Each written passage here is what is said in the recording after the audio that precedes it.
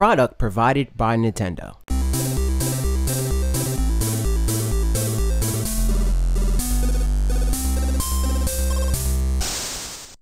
I've been playing a lot of Pokemon Let's Go Pikachu. Also I have Pokemon Let's Go Eevee, but I'll get into that. Anyway, Pokemon Let's Go Pikachu. I put in well over 24 hours. And over those hours, I've formed some pretty strong opinions and a ton of thoughts that I would summarize as saying, Pokemon Let's Go Pikachu and Eevee feel less like a simplification of an existing formula and a lot more like a new game plus. But what does that mean? Well, I'll explain, starting with the elephant in the room, the perceived ease or casual nature of these games. I'm someone that sits firmly in the middle of the hardcore versus casual fan divide. What I mean by that is I'm someone who appreciates more of the things that appeal to the masses while also understanding the nuts and bolts of it all. The natures, abilities, EVs, IVs, VGCs, all those fun initialisms. And as such, I think it's fair to say that this game gives me enough of that balance between those two competing values. Competitive team building the traditional way is a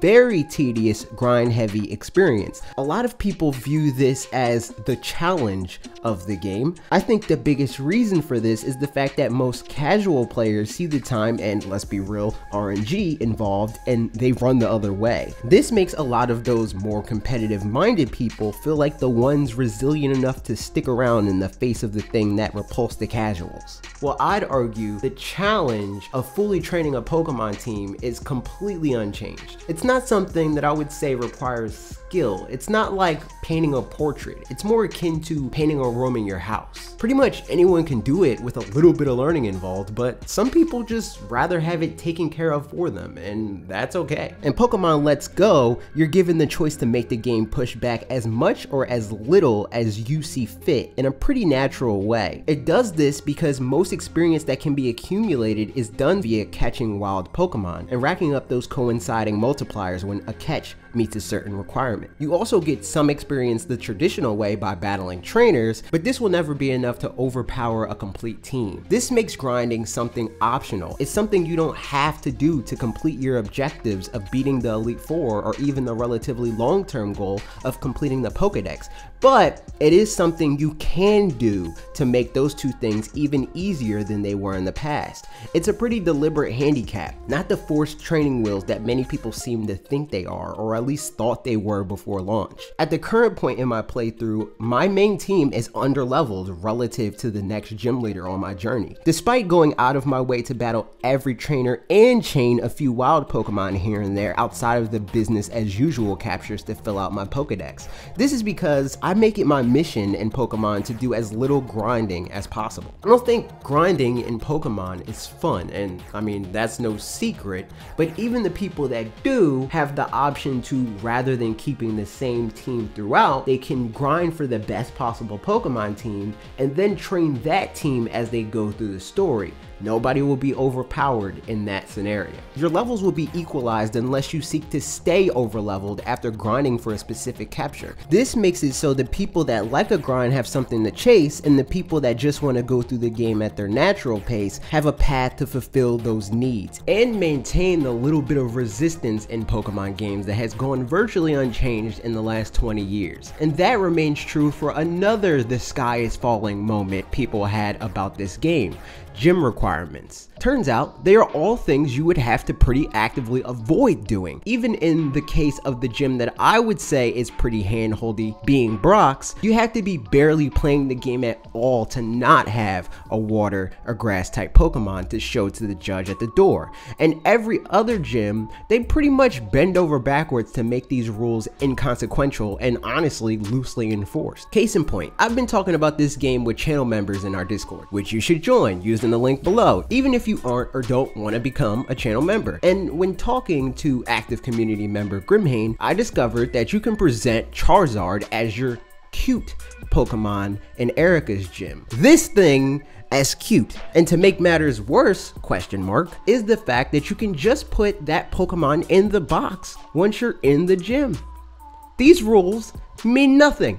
Moving on, Let's Go also does everyone a favor by making competitive play outside of the critical path less of a pain to get started with. As any hardcore Pokemon fan would have told you before trying to write off Pokemon Let's Go based off its opening hours, the challenge is in the postgame. Competitive team building and maximizing the potential of your team is a major part of that postgame. For Let's Go in particular, getting Pokemon with the best possible stats is a lot less dependent on RNG, and is by virtue of this less time consuming, not only during the act of actually catching those Pokemon, but also when checking to see whether or not you got the stats you want for a given capture or set of captures, thanks to the individual values judge that is present in the Gen 7 games being acquirable for use in your Pokemon box. But in this game, your Pokemon box is in your bag, meaning you don't even need to run back and forth to the Pokemon Center to access this information. Outside of this, unlike past games, you're guaranteed to be rewarded when dumping your perfect IV hunting leftovers by sending them off to the professor, instead of the shot in the dark that is Wonder Trade, which isn't necessarily bad, just mostly unreliable, or the Darkest Timeline, straight up releasing them, which gives you nothing but less clutter in your box. Although, in fairness, Pokemon Let's Go does suffer in the navigation department when it comes to the UI in the box, since you have one giant box rather than multiple mini ones that you can cycle through. But that's not the only quality of life improvement in relation to competitive team building. There's also an NPC that makes assigning natures a determining factor for your Pokemon's potential less random, by affording you the ability to pay money that you earn in-game to guarantee that all Pokemon you encounter for a set amount of time will be the nature that you want. Previously, the way to manipulate a Pokemon's nature without RNG being required was breeding and hatching an egg. The final aspect of competitive Pokemon battling that I'm going to talk about in this video is seamlessly incorporated into the last two things that I talked about, and that's Eevee Training. In this game, you're given candies that improve a specific Pokemon stats when catching other Pokemon. Previously, to Eevee Train, you would need to battle the same Pokemon that just give you these stat boosts that are spread out across many battles. That process is a lot more cumbersome, especially when trying to be both quick about it and precise. Sure, you could do horde battles to lessen the time, use items that yield higher EVs per battle or super training, but none of those things give you the ability to boost your stats in such a targeted way this easily and quickly. By doing these things, Pokemon Let's Go, in all honesty, serves two masters. It makes competitive battling approachable for those just getting started, as expected, but it also does the hardcore competitive players a solid by making their lives easier. In other words, Pokegenning just got a whole lot less appealing for a good amount of people. Of course, again, this game isn't perfect. No hold items and no abilities isn't a quality of life improvement. That much I'll admit, but in fairness, limiting the rules for a different competitive experience is nothing new. There's always been a Gen 1 meta. This is just a Gen 1 meta without bugged out parts of the battle system. I am completely fine with this blast to the past for battling. If anything, all this does is salvage Gen 1, which leads me to transitioning from battle specific changes to, well, everything else. Honestly, my favorite part of Pokemon, but in an effort to provide context on why that is, I need to talk about my time with another Pokemon game, Pokemon Yellow. Pokemon Yellow was a game that was pretty important to my video game specific upbringing. It was my first video game. And no, I don't mean the first game I've ever played or even the first game that I've had access to, but as a kid with a good amount of siblings, 2 brothers and 2 sisters, it was the first game that belonged just to me, and it was the first game that was bought just because I wanted it. Not because my parents heard it was good or saw it on the news or any of my other siblings wanting it. It was all mine. I feel it's important to bring that up for the sake of transparency. As a lifelong Pokemon fan that has been with the series even before Yellow's release and hasn't stopped playing since, I am predisposed to like a game like this. However, I'm also blatantly honest, and I do my damnedest to avoid allowing the games I love define what games I view to be critically sound. After playing through Pokemon Yellow the week before Let's Go's release, I can say I don't think Pokemon Yellow holds up under a critical scope, and honestly, I haven't thought so for some time now. That generation hasn't aged well, and a quick Google search of Gen 1 Pokemon glitches or bugs will give you an idea as to why.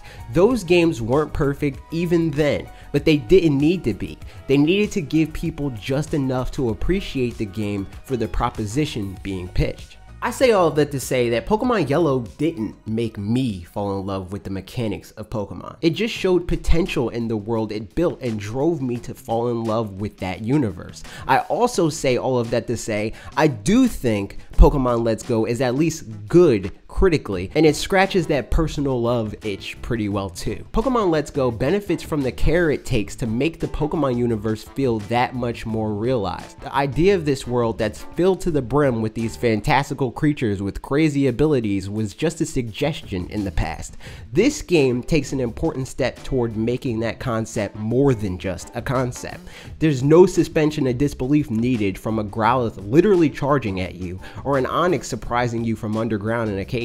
There was a crazy amount of suspension of disbelief when running into human-sized butterflies without any other indication that they're there, other than, of course, the tall grass. And to be fair, at the time of Gen 1, it worked perfectly. After all, there wasn't much more that they could do, especially on the Game Boy. Pokemon Yellow couldn't even have ran on NES if it had to render an overworld full of Pokemon. A Pokemon on your shoulder and a Pokemon trailing behind, or better yet, giving you a ride. Game Boy definitely wouldn't be able to. 3DS could barely run the fill-in-the-blank style Pokemon games that we've had in the past, but Switch has what it takes to make this world feel real in that way. Is this even a perfect execution of that? No. There's weird unexplained ways that certain Pokemon appear. Some make sense, like that Onix I mentioned, but others just appear out of thin air. However, it's a step in the right direction. Beyond that, Kanto region Pokemon aren't weirdly or arbitrarily limited to being gifted to you in this game. You know, those Pokemon that, as far as what we know, according to what's evident in the game, are endangered species, but they can somehow give to every trainer that starts their journey. In this game, that's no longer the case. You can find every starter out in the wild, and naturally at that. They're rare spawns to be sure, but that makes a lot more sense than not being able to catch them at all. Catching Pokemon isn't just changed by the way you encounter them, of course. The Pokemon Go mechanics are another divisive shakeup new to the Pokemon RPGs, and it's another thing that I believe the community was wrong about. These mechanics fit naturally in the Pokemon experience. My only gripe is that I wish berries could be substituted with the ability to weaken a Pokemon through battle to catch it. For the next game, they should 100% keep the Pokemon Go circle mechanic, but allow you to lower it from red to green through battling instead of exclusively through berries in the Pokeball you use. Another aspect of Pokemon Go I hope they grandfather in is the use of the Pokeball Plus. Again, this isn't perfect, but the novelty of it is great, and I would love for it to exist in future Pokemon games. On that note, there are more things that this game does to make the world feel alive. Some things I think they nailed the landing for, other things I think they did good enough at, but I hope that they return to in future iterations of the mainline Pokemon games. The most obvious of which being the ability to take your Pokemon out of their Pokeballs and have them travel with you in the overworld. This will increase your bond with your Pokemon, and in some cases also allow you to get around faster by riding them, or just be badass, ridiculous, or downright charming. You can interact with these Pokemon in a limited fashion by pressing the action button, which lets you keep tabs on how your Pokemon is feeling at that moment. Your Pokemon also tip you off to hidden items in the overworld. Pikachu in particular, and I'd assume Eevee if you make poor decisions, are living dowsing machines that help you track down those items more consistently. Your partner Pokemon also get the bulk of your love through partner play, the Nintendogs-like feature that allows you to interact with your partner. In the future, I would love to see both of these features expanded so you can take out multiple Pokemon and interact with them in the same way you can interact with your partner in this game. I want to be able to set up camp for the night and let my Pokemon all out to enjoy the view. I think it's easy to see I like Pokemon Let's Go a lot. I originally anticipated to appreciate it just as a quick hit of Pokemon dopamine to hold me over until 2019 comes out, but it ended up being more than that. It ended up being a Pokemon game with ideas that I hope to see return in the future. But those are my thoughts. What do you think about Pokemon Let's Go? And thanks for watching. You know what? As a reward for watching, I'd like to announce that I am currently doing a giveaway for Pokemon Let's Go Eevee. Details in the description. If you enjoyed the video, I'd much appreciate it if you subscribed and ring the bell for more videos like this every Tuesday and Thursday at 4 p.m. Eastern Time. If you shared it with a friend who also is playing through Pokemon Let's Go, or maybe they're a little trepidatious. For the comment challenge, for those of you who are playing Pokemon Let's Go, which version did you pick and how far are you into the game? I want to know playtime and all of that. And you might have noticed I didn't really touch on the Pokeball Plus that much. That's because my friend Bob did a video over on the Wolf Den. I'll link that on the card up here. I'll link it there. Go watch his video. Okay, that's it for me. See you next week.